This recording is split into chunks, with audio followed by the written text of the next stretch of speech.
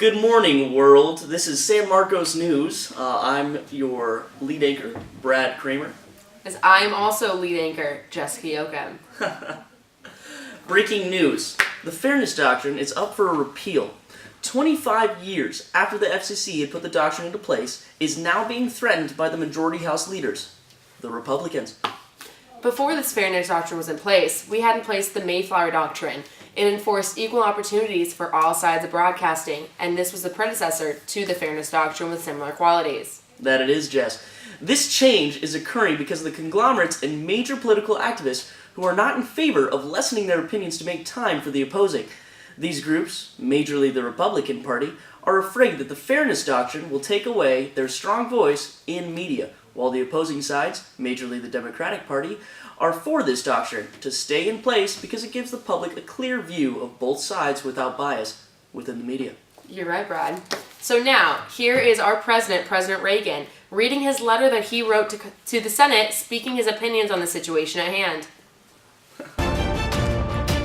Quite apart from these technological advances, we must not ignore the obvious intent of the First Amendment, which is to promote vigorous public debate and a diversity of viewpoints in the public forum as a whole, not in any particular medium, let alone in any particular journalistic outlet.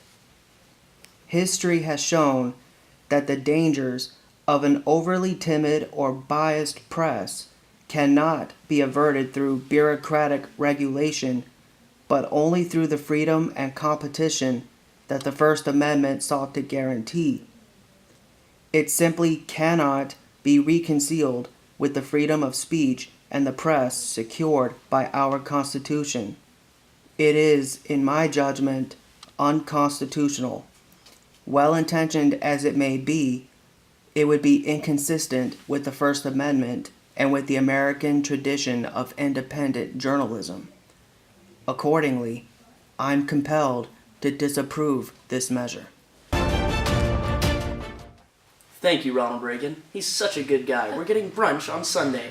Up next, we will have Layda Galvin, our field reporter, explain a case study that has brought controversy from both political sides. Let's go to the field. Hi, Brad and Jessica. I am currently outside of the courtroom waiting for the judge's decision on the court case of Accuracy in the Media Inc. versus NBC, when Accuracy in the Media Inc. complained that NBC violated the doctrine by showing a one-side documentary that created the impression that injustice and inequality were widespread in the administration of private pension plans. On the other hand, NBC argued that they presented a broad overview of some of the problems in the private pension plans, and they did not raise a controversial issue of public importance. The FCC ruled that NBC's argument is unreasonable, and the documentary showed criticism of the entire pension system with proposals for its regulation. In addition, NBC admitted they had not aired another program that dealt with that issue, which reinforced the FCC's decision. And now, NBC asked for an appeal, which was granted. In a few seconds, we will enter the courtroom and see the judge's final verdict. The FCC had substituted its judgment on the question of what issue was raised by the pensions documentary for NBC. In other words, the FCC staff had a different opinion of what issue the program had addressed. Therefore, the FCC must have shown that NBC's documentary was unreasonable or in bad faith. I rule that NBC did not violate the Fairness Doctrine.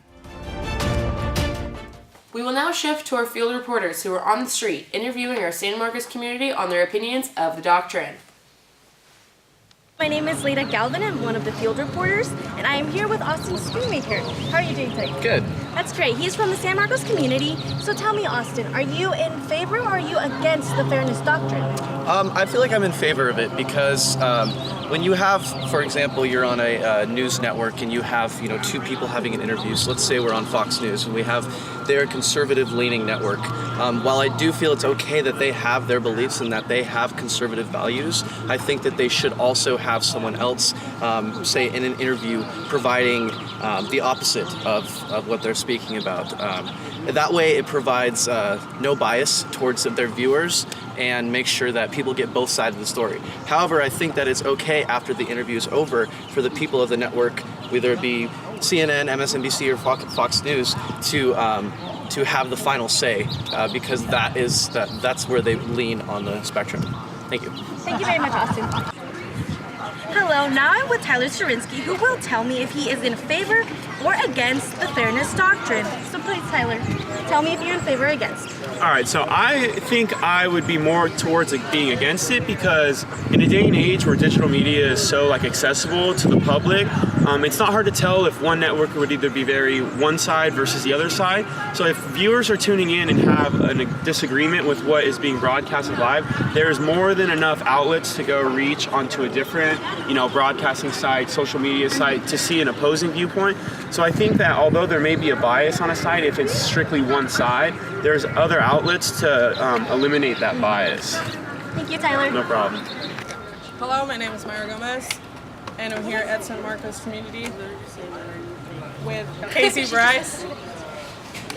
So tell me, are you against or in favor? I would say I'm in favor of the fairness doctrine, just because I think everyone should be able to see both sides of the argument before they make their own decision. I think that's a lot of what critical thinking has to do with. I think a lot of people get their ideas based off of the media and how things are spun to them. If the media wasn't trying to angle certain stories, then I think people would have a truer and more honest opinions to how they or what they want. so?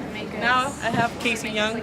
So tell me, are you against or In favor? in favor? I would say that I'm in favor of the doctrine, just because I think that we're in a democratic society, so I think that means we get to hear two sides of every story, and I think that people might have their biases if they only hear one side, and they could, hearing other information change their mind about something. So I think we live in a society where we should hear all the information that we can to make a fully educated decision. Thank you. Thank you to all of our reporters and opinion analysts for all your insights and information on the fairness doctrine and this case.